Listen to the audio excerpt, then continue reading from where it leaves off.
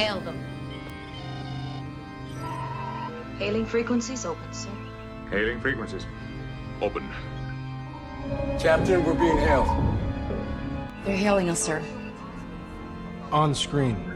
Hello and welcome to another Hailing Frequencies Open podcast where we are trekking through the past and future of Star Trek. As always, I am your host in this spooky Halloween episode. My name is Mike, and joining me are my co-host Damien, dialing in all the way from the city. And we have a very special guest today, my old friend from grad school, Jerry. Say hello. Hello, everyone. I got the idea to do a Halloween episode inspired by Jerry's podcast, the All Hallows Podcast, available in the same place you're listening to this, probably. And he talked about the history of Halloween a little bit. And it just made me think about this episode of TOS, Catspaw, which is the closest thing we have to Scooby-Doo meets Kirk and Spock, the closest thing we have to a Star Trek Halloween special. And I thought, I'm going to call him up and see if he'll come and join us. And I'm so glad that you're here. Yay, me too. Two of my wonderful worlds collide, Halloween and Star Trek. So very excited. Nowhere near the expert on Star Trek that you two are, but I'm also a few decades older, and I got to watch the original series pretty much in first syndication, and it's been a big part of my life. What is it about Halloween that you love? Well, that's a great question, and there's never one answer, is there? It's like Star Trek, because when you grow up, you want, I want to be Spock. You know, and then you start growing older and you become enamored of the entire civilization built, the world and its mythology as it gets expanded, the complexities of moral decisions being made. You know, if you've seen, I have not, but if you, spoilers, go to the end of the season 2 of Picard, my goodness, they go places that, you know, you wouldn't have thought of 30 years ago. The complexities. So like Halloween, you start out loving the candy and the costumes, right? I get to dress up. I get to be a witch this year. Well, of course. Yeah. Well, I just bought some today. So second bag. So, and we don't get trick-or-treaters. That's for the inner child. But you start out with the simple things, the fun, the adults that pretend to be scared and or in awe of your costume. And I grew up on the East Coast, and no insult to anyone, but nobody does Halloween like the Northeast Coast does Halloween. Second that. Yeah. First of all, Mother Nature pitches in and decorates everything with dead tree branches and dead leaves and howling winds and pumpkins. And that's where the cultures came over, poured into our country, the Scottish and the Irish people who brought Halloween over from the UK. They would come into the ports and then disseminate through the country over to Chicago and other big cities. So they'd laugh at you on the East Coast if you said, well, I don't agree with Halloween. I must do a harvest festival because of my deeply held religious beliefs. And a New Yorker will go, what's wrong with you? I mean, it's ridiculous. So I grew up with like the quintessential, not quite hocus pocus Halloween, but almost that good. And you love that part of it. And especially if you're in a creative or you want to be an actor or something like that, you don't even know what that means yet at 4 and 5. The chance to dress up as a witch, a vampire, Mae West, a robot, Mr. Spock. Yes. And just put those masks on, literally. And as a child, you don't even second guess it, because it's just a natural extension of your creative ability and how you play.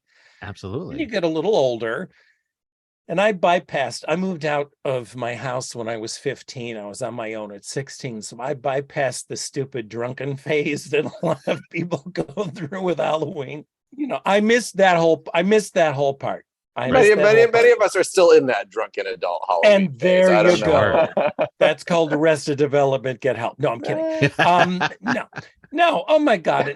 Being gay in the city in the early 20s. I mean, in 1988, I led the Greenwich Village Halloween parade.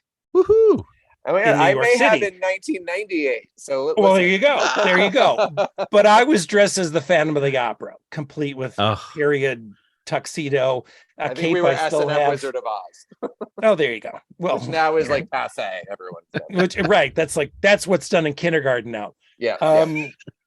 I still have the hat. It's like right there in my costume closet right there.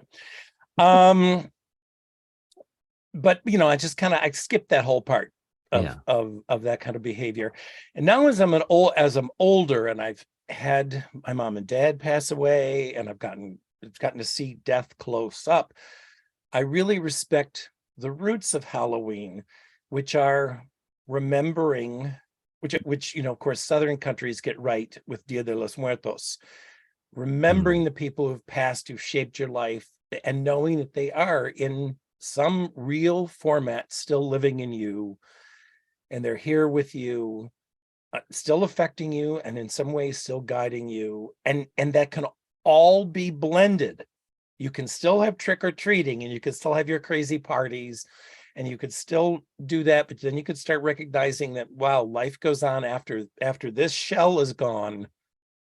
We still live on in the hearts and minds of our friends, and there's something deeper. There's a deeper mystery.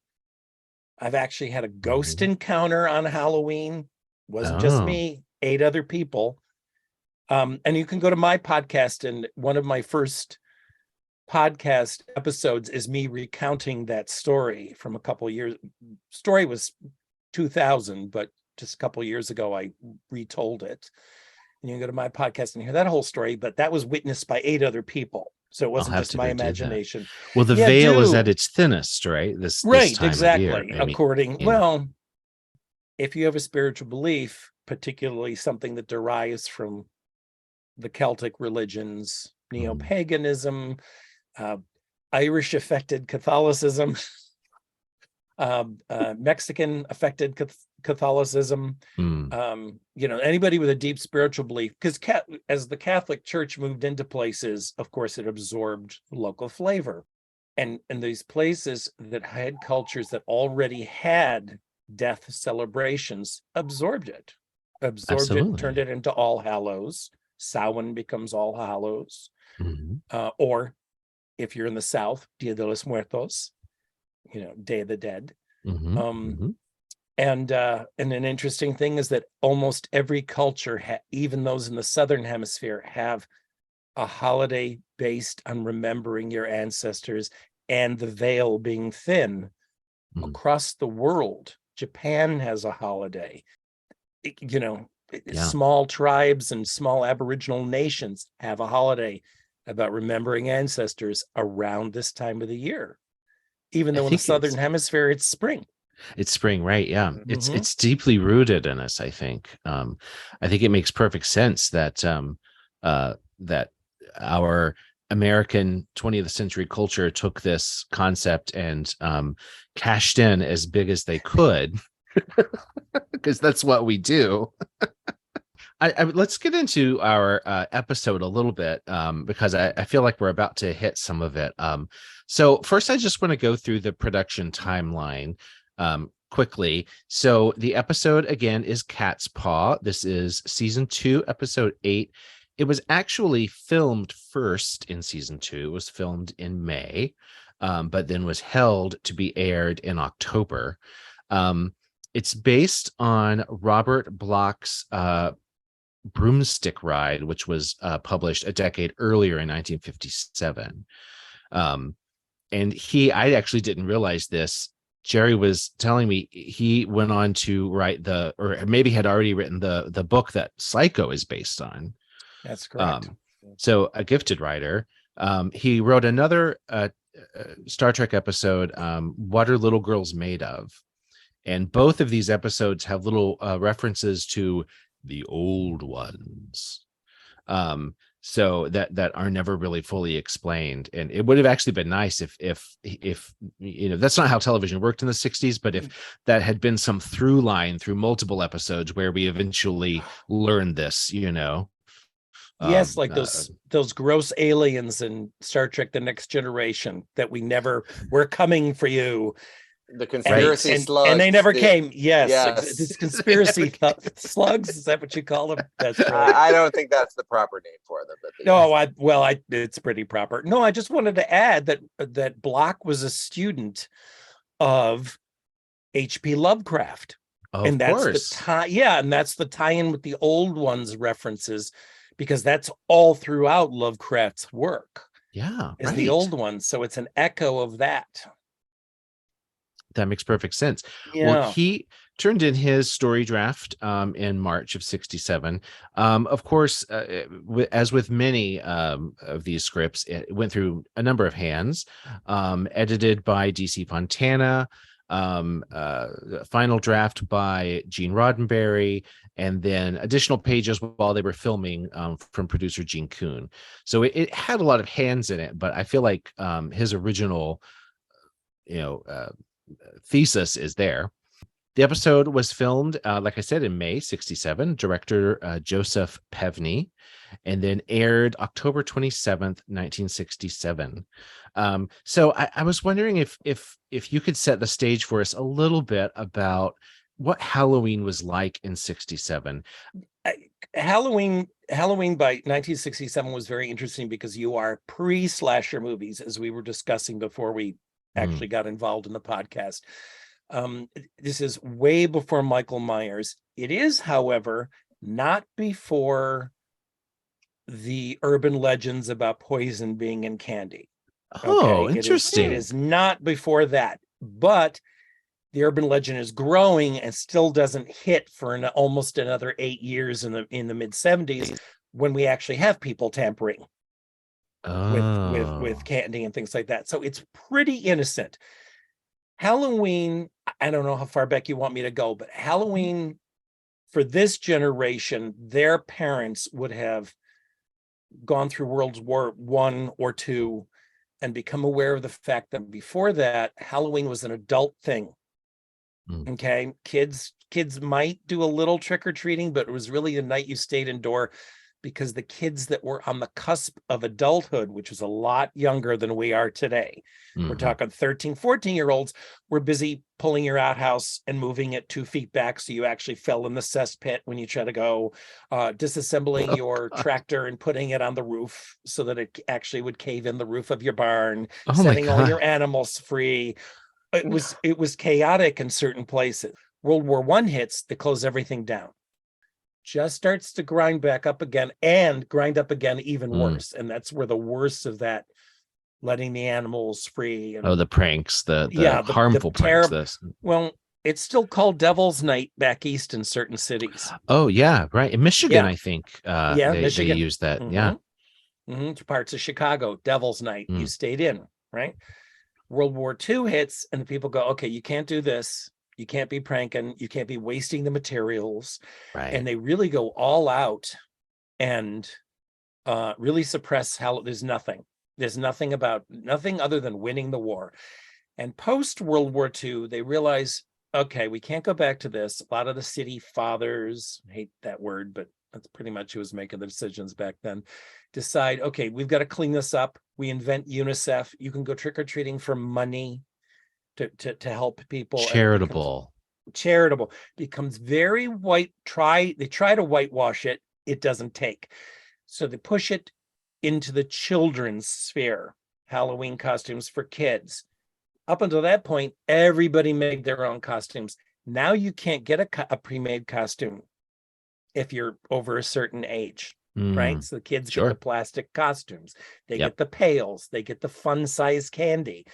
Like by 1967, $300 million. That was a lot of money back then. Absolutely. Spent on Halloween candy and costumes. And so it's firmly pushed into the lap of children, but the adults still remember the creepy stuff. Paralleling that, you've got a big rise in science fiction from the 50s, right? Yes. And horror stories. So that's where we are in 67 for Catspaw, for the Bewitched episode, Safe and Sane Halloween. Yes, that aired the day before this episode. Right, exactly. That's contemporary to this episode. Right, exactly. It's two very different worlds. And also what's going on. We are post Munsters and post Addams Family. We've had monsters brought into our living room, and we've been shown that they're just like us. Yeah. So, there you go. So that makes a lot of sense. 67, this is a year after the Great Pumpkin Charlie Brown episode aired. But years before, as you said, we're going to see that Captain Kirk mask turned into the Michael Myers mask. Yeah, that's coming up. Can I interject something that I forgot? Please. I'm so sorry. This is so important. And the other influence is the Hammer horror films coming over in the 50s, 60s, and 70s too. Oh, yeah. I can't believe I forgot that, because we're well past the Universal monsters. Like I said, they've all been morphed into the Munsters, right? Right. That's all over with. But the adults remember them. But now we have a little more gruesome horror coming over. I mean, how many movies did poor Christopher Lee, that brilliant, talented man, put bad fangs in his mouth and hiss in a corner? Right. As Dracula for Hammer with films. the blood that's so red, it can't possibly be natural, right? See what drinking too much Kool-Aid will do to you, Dracula. Yeah. Okay, great. So I feel like we've set the stage pretty well. Yeah, I think so. I'm sorry. That was so important to me. It was something that I really please. wanted to remember to mention to you, that the Hammer films are really affecting the 20-year-olds, because now we're starting to see a bubbling up of the 60s of sex, because those Hammer films are very sexy. You see some nipples. I mean, it's linking the sex and the horror. And now you've got Star Trek, which is a little sexy. Absolutely a little sexy. You don't ever see nipple, but you think you're gonna, with those costumes that are somehow magically covering all the right places. So except for Kirk, who gets naked as fast, gets that shirt off as much as he can. Someone picks a fight, he immediately rips his shirt. So I'm going to go through a quick synopsis of the episode, because I think it'll fuel our conversation a little bit, and to remind everybody, if it's been a little while since you've seen this episode. So Scotty and Sulu never beamed back up from, do they say Pyrrhus 6 or 7 or Pyrrhus? Pyrrhus 7? Oh, shoot. I think it's Pyrrhus, but don't Pyrrhus quote 7? me on that. I think it is too. 7. Because I remember it sounded like Pyrrhic, like a victory that's hollow. So there you go. Red shirt, who's actually wearing a gold shirt, Jackson, he does beam up, but he's dead. From his dead lips, we hear a weird voice that warns Captain Kirk that his ship is cursed and he must leave or he will die. Of course, he beams down with Kirk and Spock to look for their missing crewmen. They're greeted by 3 disembodied heads, which were kind of disembodied heads. You can kind of tell they're wearing turtlenecks. Jared's like pulling away from his microphone laughing. I can't help it, because even when they spoofed, they spiffed up everything in the early 2000s, they left the turtlenecks. I don't know why they didn't fix it. It's just, hey man, we're witches. And they have a similar warning for our heroes. And as Spock says, very bad poetry. Yes. Our heroes discover a large castle. In the remastered version, it's a very impressive castle. But they end up in the dungeon of this castle, chained to a wall alongside some skeletons. Scotty and Sulu, who are now sort of brainwashed and under the control of a wizard named Korob and a mysterious woman named Sylvia. Korob, played by Theo Marcuse, and who sadly passed away weeks after this episode aired in a car accident. And Sylvia, played by Antoinette Bauer, who went on to have a great career. She had already done a lot of great stuff. They have what seems like magical powers using a wand. They make reference to a transmuter. They can make food and jewels appear on the table. She can read minds and even kill people with her thoughts. That's how she killed our gold shirt Jackson. She even conjures up a tiny Enterprise, which looks like it came from Hallmark today, which she holds over a candle. And as she does, the real Enterprise in orbit starts to heat up to dangerous levels. These are all just demonstrations of their power. Korob steals that model of the Enterprise back and seals it in resin. And the real Enterprise is then encased by a force field. Soon, Dr. McCoy is also brainwashed. Sylvia and Korob start arguing about why they're there, and she is now, since they're in this human form, they're experiencing new sensations. She likes these sensations. She's really getting lost in these human emotions and feelings, and really straying away from whatever their original purpose was, which we never quite find out what it was. He reminds her that they have a duty to the old ones, as I mentioned, and she doesn't think that's important at all. Kirk and Sylvia both kind of try to seduce one another. She figures out what's happening and is very angry. But luckily, Korob is now on our hero's side because Sylvia has changed so much. He's going to help our heroes escape. He says, forget about your other crewmen. She has them. I can't control her now. She turns into a huge cat. Now, special effects aside, a huge cat that's very scary. She ends up pinning Korob under a heavy door. She chases Kirk and Spock. Kirk figures out that the source of their power is actually that wand, the transmuter. He breaks it. The spell is broken, and Sylvia and Korob revert to their natural state as these little fuzzy puppets. Everything else has disappeared, and they can't survive in this galaxy in their natural state, and they die. End of episode. It was not an illusion. Jackson is dead. My Good. question is, what were they doing there in the first place? Sulu and Scotty are down on that planet doing. What are we doing on this planet? Why do we send the bridge crew? I mean, this is what. And who's in command? Now I do have an answer for that. Lieutenant LaSalle is in command, but let's hang on for a second here on that and just address the fact that let's send everybody. Let's send Scotty. Let's send Sulu. Let's send everybody that's possibly important down. And they do it constantly to the point where in the next generation, Picard is forbidden to leave the bridge. Right. Number one has to go down. That rule is because of that. Yeah. Well, thank God they loosen up, right? Yeah. Later on. But it's like, okay, Picard stays on the bridge and number one gets to go down because Kirk kept putting people in danger. I mean, they did address it directly. Yeah. With that rule, which I just love, but it's okay. So Scotty's down there, Sulu is down there. Yeah. And it's supposed to be a pretty barren planet. They're really surprised when they show up and there's things there. So why were there 3 crewmen on this planet? What were they? Oh, they never say what they're what. Oh no, I thought it was it was like a survey of some kind. But that's interesting that you said that, because that's why higher ups were down there, because they thought it was completely harmless, because it had been because there is a line in the episode where they say we've surveyed this planet before, there was nothing on it.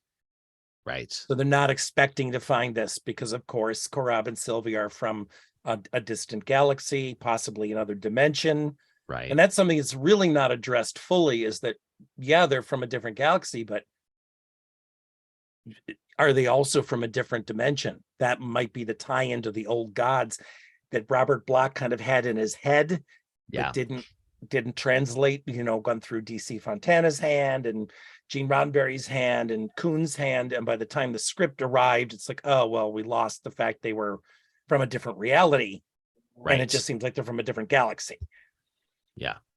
So I tried to find that original short story, and I didn't get my hands on it in time. Do you have it? Not only do I have it, but on the 18th of October, you will hear me read it on my podcast. Oh, no, Yes. So I think that's the release date for this episode too. So people can go over to the All Hallows Podcast, ignore the one that's for the Catholic Church. That's not me. That's a different All Hallows podcast. Look for the All Hallows podcast. It is the All Hallows podcast, and you can't miss it. In there.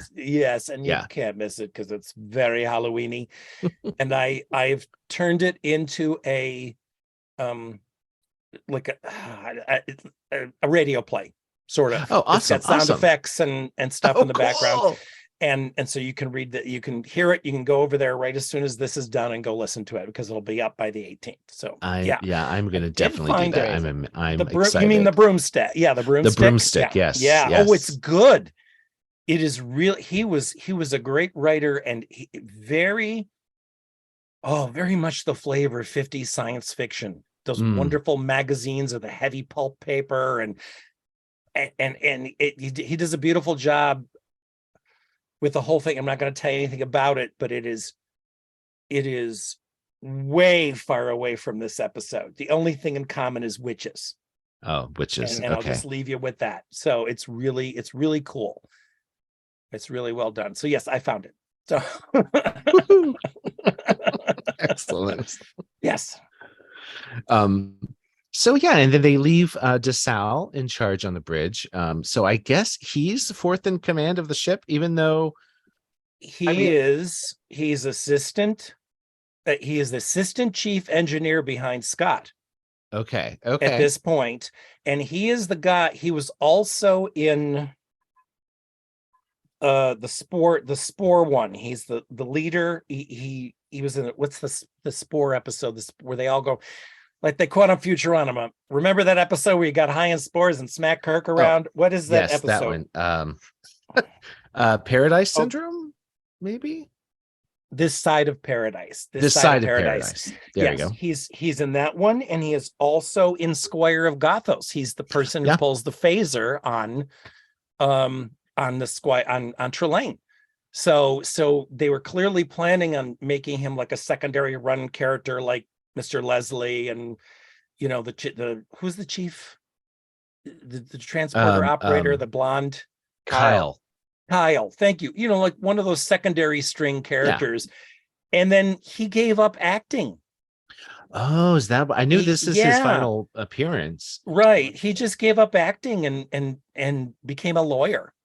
Michael Berry. Smart. Yeah. This isn't making me money, and I'm getting smacked around by spores. No, or whatever. But yeah. I had to fall on my right. But but this is his third and final appearance. So clearly he was. Maybe it's because this is Chekhov's first appearance, right? And maybe they just phased the attention away from LaSalle and over to Chekhov. It's interesting. Nichelle Nichols always said that that Uhura was fourth in command, and I think that is established later.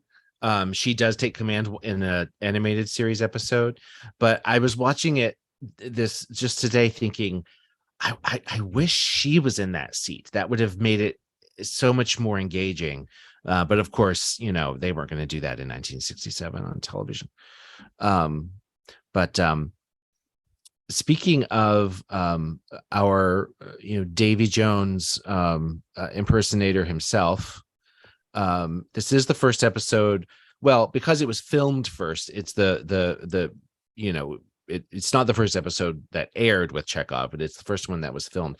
And they did want his hair to resemble like a Beatles shag haircut. And they made poor Walter Koenig wear this awful wig for the first couple appearances, but especially since this aired out of order, it makes no sense that his hair is suddenly huge. But that is an intense wig. That is the first thing that caught my eye in this episode. What's happening with Chekhov's wig here, people? Well, it's Halloween. Maybe he was trying for a costume. Right. Yeah, he was growing it out to put streaks in it or something. I am Bride of Frankenstein. It's not obvious.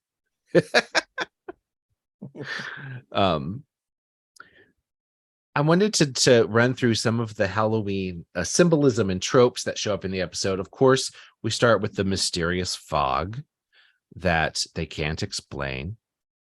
Black cats are a recurring theme. This is it's implied to begin with, and then at the end it's obvious that she's turning into the cat, that she has the ability to transform. And I mean, aren't cats, especially black cats, isn't there I know that there's superstitions about bad luck and that sort of thing, which is really sad if cats are wonderful. But there's a whole witches familiar sort of urban legend or not even urban about black what is it about black cats? Yeah, well, that gets brought up in the actual episode because Spock isn't familiar with the term familiar. He's not familiar with the term Halloween or trick or treat or any of the other things, right? Because it's clear that something else is going on here beyond just Desilu Studios is trying to make it a Halloween episode. Well, black cats, if you think about it, that goes back to medieval periods. Because people were extremely afraid of devils, local demons and things like that. And a black cat in the dark is a shadow, isn't it? I mean, this is pre-electric lighting, pre-efficient lighting. And so all of a sudden something hisses at you and you see two eyes in the darkness, ignoring the fact catch the flame and ignoring the fact that had there been more cats, there'd probably be less plague. Because we don't know science yet. We know only superstition. And the other thing too is that because cats can sneak into places that are very tight and they are super intelligent, they believe that witches could either project their souls into the cats and sort of operate them by remote control, or that they were demons in the shape of cats. Familiar. That's what a familiar is. A demon given to a witch by Satan to do her bidding like a servant in other places. And it would have to take an animal form.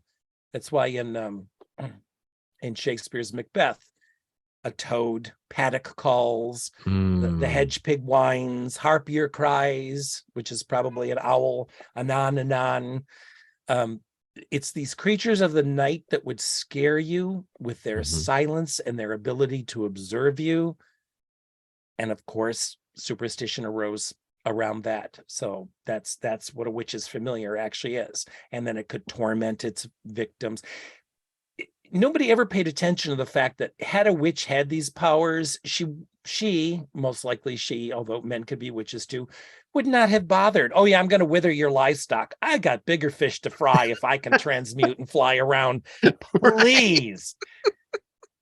I just always love that. Oh, she withered my genitals, honey. They were withered long before any witches. You've caused me to behave in wanton and carnal ways. Yeah, that'll be the day. Just which scapegoat. We have scapegoats today.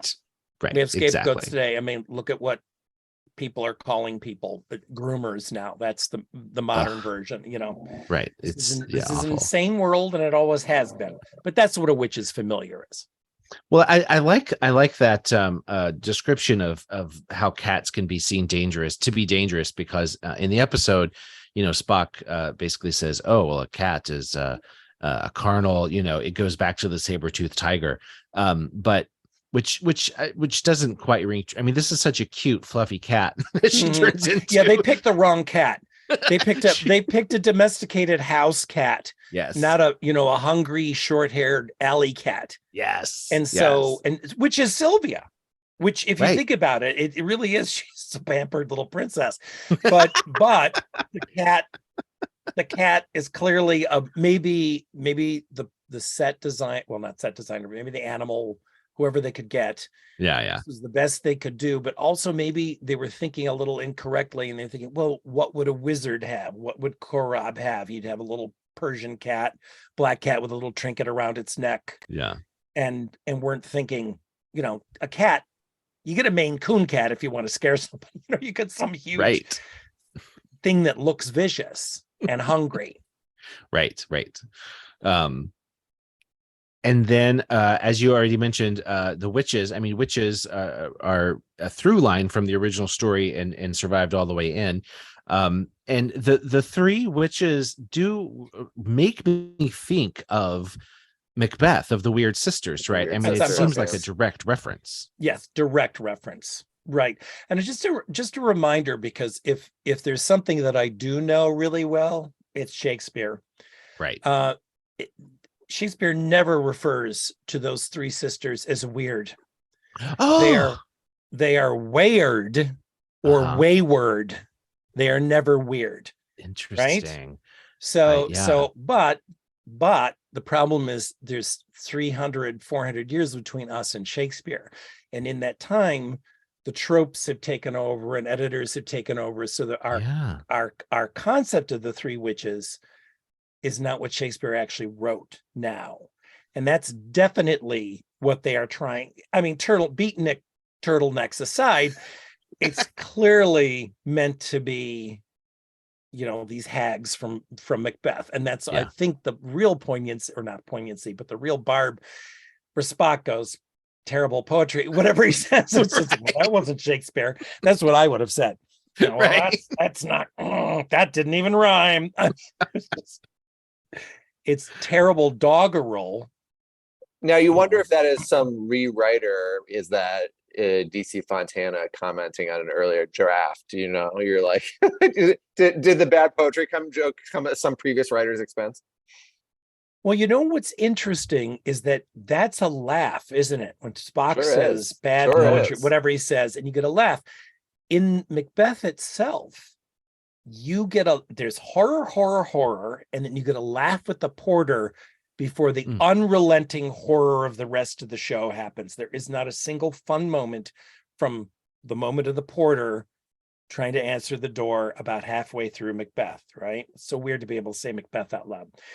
I'm usually backstage when I'm trying to talk about it. I know, but it's so weird. And maybe that's DC Fontana. It's Fontana, right? Uh-huh. Yeah. Am I saying her name correctly? It was somebody, or it could have been, from the original source, paying an homage to that moment of humor that's allowed before we go into the unrelenting horror of the rest of the play. And if you think about it, there's some sex, but there are no jokes. They take Dr. McCoy out right away. They hypnotize Dr. McCoy right away. He's the saucy one who'd make the comment. And we're left with Kirk, who takes his job very seriously, and Spock, who is logical. And then this scary atmosphere. There's no break. Yeah, the only laugh comes from Spock. Right. Yeah. Right. And it's early on with the witches. Before McCoy gets hypnotized, he says, he referring to Spock, he doesn't know about trick or treat, like he sets him up for a joke, what I mean? Right. Let's see, what else do we have? Of course, a wizard, Korab, wearing the same costume that we see. It was also used in an episode of Gilligan's Island. Oh my God. Gilligan himself wears it. Too funny. If I can it's very interesting to me to see the juxtaposition of the 60s mood light, how the sets were all oversaturated colors and everything, and this incredibly clean dungeon with these picked clean skeletons that were clearly not corpsed up or dressed up or even spun a little spider. It's like, what? Such neat spiders in this place. It's so interesting to see, and it gets picked up later when we find out, when Kirk and Spock figure out what's actually going on, how they, I don't know if you want to talk about that, but how please, whoever Korab and Sylvia are, can read minds, but they missed the humans' conscious minds and went into their subconscious, where the collective unconscious, the horror stories all dwell. And had they hit their conscious mind instead with their mind probes, how they would have set up the castle, if it had been whatever, would have been a very different experience, right? Right. And it sort of harkens a little bit to me to the species. Oh God, it's got a 7 in it. I think the species that's the overblown scorpions. 8472. Yes. They're coming in from and when they do that whole thing in Voyager where they do the fake academy with the fake Boothby and everything, fake Boothby, trying to figure it all out. It's almost like that kind of energy. It gives. It's like watching it again. It's like, oh my God, that's sort of okay. Here's an alien from an alien environment. Can't figure out how humans operate. Of course, the Borg accessed the liquid dimension. I can't remember what they call it, but the liquid dimension where that fluidic space existed. Fluidic space. Thank you. And started that whole battle there. But oh my God, where did Korab and Sylvia come from? It also sorry, I didn't mean to interrupt. It also makes me think of Trelane, because he thought he was presenting something familiar to them, but he was off by a few hundred years. So he appears in this Napoleonic sort of, I don't know if it's Napoleonic, but which really makes me think that particular race of beings were not time travelers. Unlike Q, who can go wherever he wants in time and space. Whatever race the Trelanes come from, Trelane comes from, they were dependent on like emissions that traveled, perhaps how they could see Earth and the light. By the time light got to them, they were limited somehow in time. And so they had limitations. Clearly they had limitations because they had their powers were augmented by machinery. Right behind the mirror. Right, exactly. So and like Korab and Sylvia, I mean, their powers are augmented by the wand, by the transmuter, which is probably just a form of technology. I mean, it seems like magic, but it's just they're so alien that it would seem like magic. It's interesting that they would read the minds of our crew and pick out in the subconscious those. I mean, it's almost hard to justify as a writer, but they picked out the Halloween tropes. That's kind of why I was going through these: the fog, the black cat, the witch, of all the things. And you're right, it isn't a real skeleton. It's like a skeleton, like from a classroom or from a Spirit Halloween store or something. You know what I mean? Yeah. Which tells you right up front that it's fake. With a keen eye. But wouldn't you? Well said. I've been censored. Wouldn't it's interesting because I think it does tell us that they were trying to look powerful and frightening. They didn't try to be a planet of sexy dames and plenty of them, or like Shore Leave was. Shore Leave gave you whatever you want, right? This is a planet where when you land and we talk to you, we want you to fear us. Yeah. And so that kind of tells us who these people are. Korab refers to them as their subjects or their specimens. Yes. Because he says to Sylvia, "You're cruel, you torture our specimens." So I'm dying to know, what was their end game? What did they want out of the humans? Why, Sylvia going kind of mad and getting lost in her own sensations. I mean, my God, she should never try drugs because like she has an addictive personality. Yeah. Well, and it's also a horrible comment on women. That women are the ones that are. It's interesting though, because that's why medieval people believed women were more susceptible to Satan's power and became witches because they were inherently more lustful creatures. Talk about projecting, men. Wow. Yeah, they were easier to manipulate and more lusty. And therefore that's why they tended to answer Satan's call And of Wow. course, there was that whole part about fornicating with Satan. You know, you had sex Right. with Satan to get your powers and stuff. Anyway, so that's, you know, there's a whole sorts of stuff that are working in here in this script. Well, she They says missed- something about how oh gosh, now I have to find it. It's right before he destroys the transmuter. You can find most of these scripts online. Oh yeah. Let's But what was the see. gist of what you're trying to remember? It was that the humans have an ability that they don't, that they have, you know, that they have the power, they have something that Humans have imagination. Yeah. Yeah. Yeah, it was something that would along those lines. focus the transmuter Right. in a different way. Right. It would allow them to create, not copy, like they had to copy the images from the subconscious, but allow them to create new things.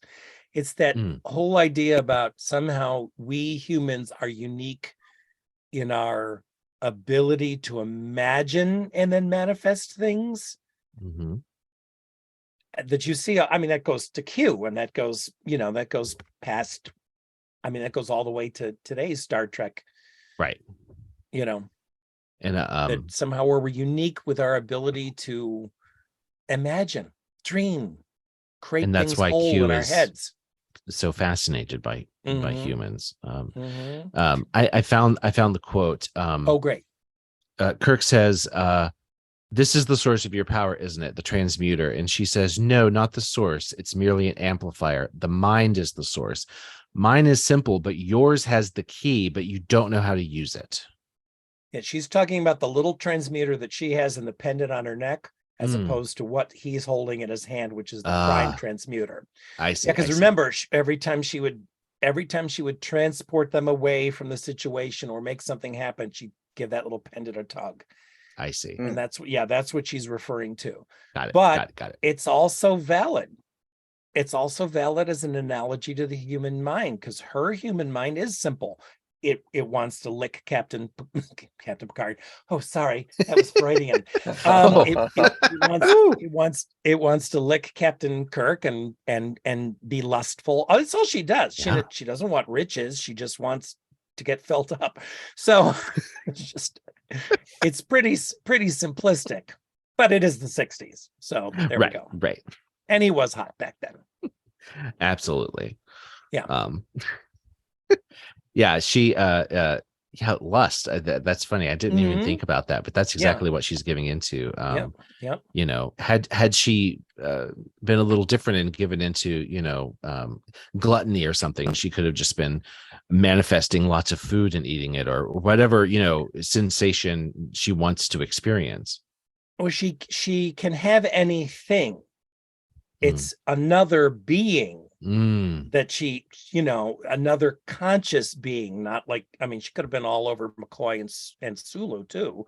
Right. But they're mind controlled. It's this idea of Kirk being a willing joiner that is, and speaking in 60s terms, because people still mistake lust for love today. You see a hot guy over there and you go, I'm in love. No, you're not, honey. You're just, you know, it's, as Joseph Campbell said, you are experiencing the zeal of your organs for the organs of another. That's all that's going on here, right? But you go, oh, I love him. Oh, I love him.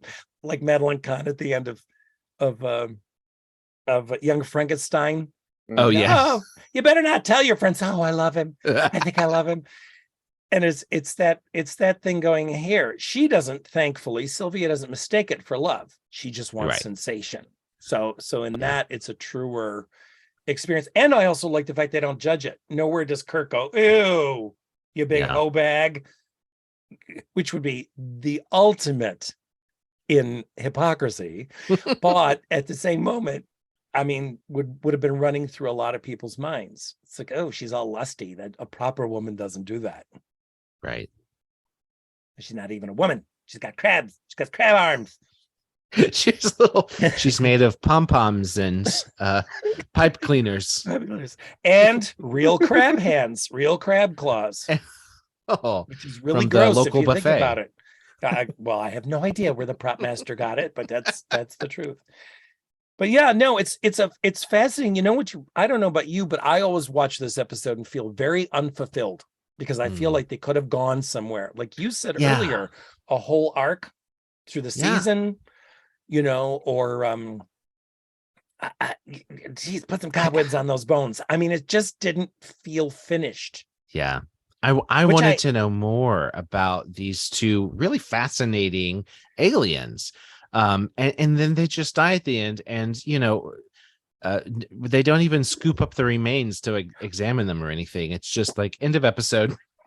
Well, we assume that they're dead. We assume that they're dead. Oh no, we know they're dead. No, you're right. I'm sorry, I interrupted you. Go ahead. No, I mean, we assume that they're dead because do we know enough about this life form to know that, to know when their life signs have ceased? They just kind of leave them right. there. I'm sure, yeah, they could have transcended into a non-corporeal form or something, and then they could enter, who knows? Yeah, but the point you made about scoop up the ashes. I mean, they didn't even, because they fall and they start smoking. Yeah. You assume they're dead. Yeah. For the narrative arc, but it's just like, you're not going to analyze this. My child memory of this was of the body's actually burning and fading out of existence. And I'm sure that can't be accurate because, I mean, these are unedited, right? I mean, the augmented script, they're unedited. They're, not cut for commercial or anything like that. Right. But somehow my child mind remembering you rewrote it in your memory. I improved it. God bless it. There was this moment of, oh God, they're just gone. It's just too late. They faded from this universe. And in rewatching it, it's like, no, there's Ash. There's the bodies are still there. Right. Yeah. It's not like Charlie X, where he wants to stay. Well, Charlie just gets transported back to his planet. I just wanted to say stay. Oh, well, you did it beautifully. You have the part. Charlie XXX. Oh, wait, maybe I needed that. That's a whole other. Well, I didn't mean triple X. I just meant like 30-year anniversary, like the Simpsons had their treehouse of horror XXX. So anyway, I wasn't going there. Although there have been plenty of those. You should do a podcast on we absolutely should. Spin-offs. Because they started almost, I imagine that they start almost immediately after the series. And you could do parodies too. I mean, the wonderful Carol Burnett parody. Yes. The Saturday Night Live parodies. I mean, Star Trek's been parodied so much. And it's in Living Color. Oh my God, yeah. Say nothing of Futurama. Oh, I love Futurama. God, where no fan has gone before. That is like, I own it. It's sitting on a DVD right there. Nice. In my forbidden closet of mystery. It is just, oh my God. And to be able to get Frakes and get everybody. Yeah. Who was alive, except Doohan, who said hell no. Yeah. And we now know why. Because of his Alzheimer's, because he wasn't well. But we got Welshie. Oh no, I'm thinking that. Do you remember this, Mike? Do you remember this episode? Yes, yeah, absolutely. Welshie. He's the guy who played Scott. He couldn't yodel, so Welshie and he played actually him for the next 400 years. Yeah, and he actually spoke Welsh. That was really? Actual Welsh, yes, and it meant I am very drunk in Welsh before Melvar blew him up. Amazing. I've done enough conventions to know how to spell Melvar. Sorry, it's just like gold. You could do a podcast on just that. But we digress from the Halloween episode. Absolutely. So. Okay, so yeah. I mean, I guess I want to wrap it up with. Do we think? We've already said that we walk away wanting more. Do we think that this episode, 55 years later, does it hold up as a Star Trek episode, and does it hold up as a Halloween, a tribute to Halloween, a Halloween special? What do you think, Damien? I've monopolized this entire conversation and I feel terrible. Well, no, it's fascinating. I love listening to you. does it hold up? I feel like I'll be honest. It took me 3 attempts to get through this, so this was not really this. So this no. This is not one of my go-to TOS episodes, if I'm being entirely honest. But no, I don't. No. Yeah. That's all I got. Well, I'll say what I was thinking. It's pure nostalgia for me. I have a very specific memory of watching this episode with my mom. So I have to kind of separate that from, an unbiased analysis of it. Because if rewatching it several times before this recording, it's hugely flawed, and I don't know that it fully goes far enough with the Halloween, right, to be just a fun Halloween episode. But all that aside, it is one of my go-tos. It's like candy. It's just a nice, familiar, I think what you said about the why, the alien on a planet sort of entrapping humans, messing with them. I'm thinking of like a Future Imperfect with Riker, right? There's he gives him this holographic illusion of a future, and it ends up being a child on a planet who's lonely, who's lost, who just wants someone to keep him company. Like it could even be just like a darker form of that. Like they just need humans to like pass the time, to fill their empty existence. Like there's got to be it needed to come back to some sort of why as to why they would go to all this trouble. I agree. Or that be addressed. Are we allowed to swear on this podcast? Yeah, I think we are. Okay. Yeah. Okay. If McCoy had gone, what the fuck? And everyone, what we'll never know. And Spock would, some mysteries are never answered, Captain. If they had just addressed the fact that they went through it. Now, I do want to say something, though. You've got to remember that this is 1967. So there's no such thing as the Roseanne Halloween episode. There's no such thing as Halloween episodes. There had been an Ozzie and Harriet Halloween episode in which Ozzie and Harriet didn't know what to do with the kids who came to their door. And then the Bewitched episode that's happening at the exact same time, right? Right. That's it. The culture, this is pre-Treehouse of Horror. This is pre-Roseanne. This is pre... It's pre the Paul Lynde Halloween special. Oh my God. Margaret, why don't you just go dust the house? I mean, my God, that was just... I own that. I'm proud to say I own that. I mean, excellent. Yeah, that's an annual watching for us. Yes. You know what? If somebody really wanted to serve humanity, they could clean that up. They could, what I mean? Clean that up. I mean, one of the first appearances of Kiss, Billy Barty, Margaret Hamilton, Billy Hayes, Florence Henderson, Betty White, Paul Lynde. I mean, that's like, oh my God. It's like gay heaven, right? It really is. Or the heaven for anyone who appreciates taste, which, there we go. Right. They go hand in hand. But yeah, so remember that they were trying for something darker. When you listen to my podcast and go back to the original story, they were trying something much darker, and I think it got cleaned up for serial television. The cobwebs were removed from the skeleton. Cobwebs were removed from the story too. Yeah, because it's not a happy story.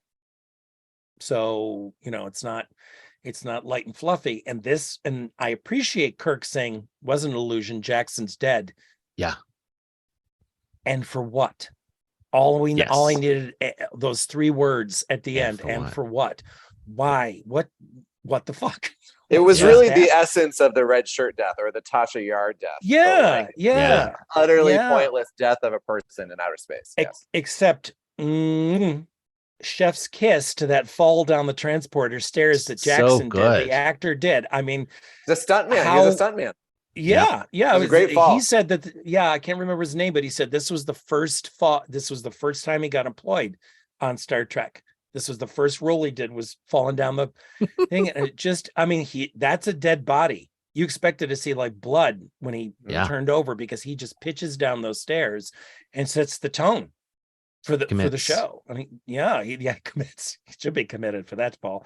But yeah, so to answer your question, to me, it is certainly not worse than Spock's brain or half a dozen other Star Treks that I could pull The out Way of to my Eden. brain. Oh my God. Going. Oh, but David Soul was naked in that. No, stop. Way to Eden was not dreadful. Challenged, flawed. This one suffered, I think, too many witches were stirring that cauldron, and we got too much and not enough. So Star Trek, yes, it does hold up. Halloween, it needed to go a lot farther to be a Halloween. But again, proto Halloween, yes. Excellent. Excellent. You know what I mean? Because it's not there yet, but the subgenre hasn't been invented yet. So it really hasn't. Yeah. I'm going to post on our social media. I was in researching this episode and looking for what contemporary things were happening about Halloween. There's some great pictures of the costume catalogs from the time with the like horrible plastic masks, and like that was Halloween. I mean, those horrible plastic masks last until the 80s. I mean, I had a Lion-O Thundercat mask in 1985. They have a new line of adult versions. What? They have. I was at the Spirit, oddly enough, I was at Spirit Superstore recently and getting really cool things like my little Skull pen that I'm so happy to write with. Amazing. And yes, amazing. I wish you all could see this out in audio only land. But yeah, they have decided for nostalgia to create adult versions. I don't remember if Lion-O was part of it, but the witch. Yeah. And it's just like literally those plastic hard edge things that would cut your face. Yes. Just blown up, and then jumpers. I did want to mention that the gentleman who I do know personally, the gentleman who did the music for this, Jerry Freed, he won a ton of Emmys and retired to Santa Fe, which is where I met him. Oh, nice. Yeah. So he did the music for this. And also he's the guy that wrote the famous battle music on Star Trek from Amok Time. Yeah, I can't do it, but he's the guy who I can't do it. I'm tone deaf, but you know what I'm talking about. Yeah, from what was the episode you're talking about? Amok the Time. One where Amok. I think. Yes. Well, it's in that one where Kirk is pitted against the woman in the silver sling halter top and all that stuff, but it's the battle. I wager 50 quatlus on the newcomer. It's that famous. He also wrote that, so I know that he used to love the Shakespeare I used to do in Santa Fe. He used to come every year and see it and everything. So it's like, I know the guy who wrote that music. It's that's cool amazing. Little tidbit. All right. Well, I'm sure I know I want to go listen to the episode, the radio play version of this short story on your podcast. So I'm going to let our listeners go and do that right now. And we should wrap up. Thank you so much for taking time, Jerry, to be with us today and go down this memory lane of that. Like I said, this episode really is special to me. I just have some real positive memories associated with watching it as a kid. It's interesting though. Damien, points well taken though. If you really look at this with an analytical eye, it falls short. But you look at it with your heart. Well, this was fresh to me. So I'd never seen this episode. Oh, I'm not a TOS completist. I hesitate to admit in this context. So well, for a non-completist, this is often one to skip, I think. Yeah. I think it would be. I think seeing it live and then not having it at your fingertips for so long. Yeah. Mike, like I said, 19 years. Yeah. I was 19 before somebody had a copy of this that I could watch. So I was at the whim of network television's reshow schedule, right? Syndication Right. schedule. So whenever Star Trek came on, you sat and watched. Yeah. And it was Well, I did fall asleep watching this, and then I was pleased to wake up in the middle of Journey to Babel and happy to rewatch that when it played. Excellent. Yeah. So that it is my cool review for that- this episode. it is cool that comes like, I just want to do a shout out. I'm going to get the name wrong, but you guys are going to remember. If you want a better Halloween episode in the Star Trek canon, Mhm. Voyager's The Haunting of Deck 12. Is that the name? It's something like that. Yes. Deck 12, Deck 13, you know, whatever. The number Can't might go be much different, past. but yes. Yeah. Honey, where Neelix is telling the Borg kids basically ghost stories and stuff like that. And Voyager had a ton of really chill, like when they were passing through that big void and only 7 was awake. Oh, that was Had a one of my ton favorite ones. Yes. Of really scary episodes that you could really just avoid the one where she becomes lizard and mates with Paris. But Strike from the record. yeah, strike that. Never happened. Like Every Spock's series brain. gets an episode of strike from the record. Pretend it didn't Right. happen. Strike it from the record. Omit from Or in canon. the case of the movies, what is it? Star Trek 5, Oh, right. Yes. Probably. where we yeah. all smoke and go Like- meet God. Right. Yes. No thanks. Yes. But there are tons of. It's interesting. Deep Space Nine was grit and made you think about really time and reality.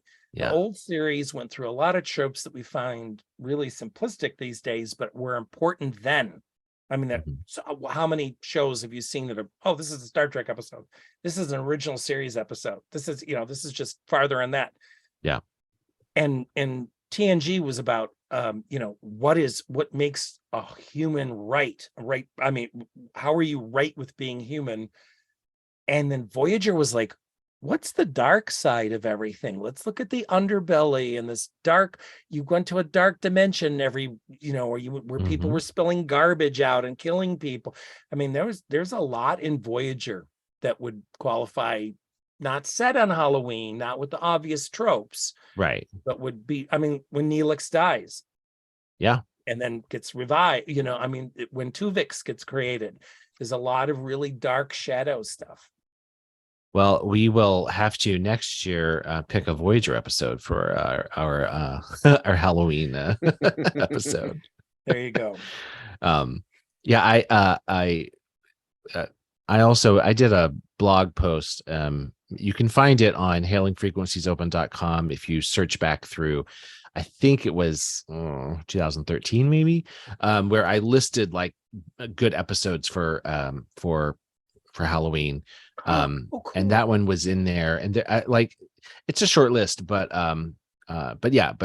look for that, listeners, and it'll give you a little list of things to stream. All right. Well, I think we are just about done. And like I said, thank you so much for joining us. And everybody go listen to the All Hallows podcast. Damien, thank you as always for being my co-host today. If you've liked what you've listened to, give us a 5-star review wherever you get your podcast. You can find more of us on Facebook, Twitter, and Instagram at Hailing Freak Open or on hailingfrequenciesopen.com. And with that, I will say Hailing Frequencies closed.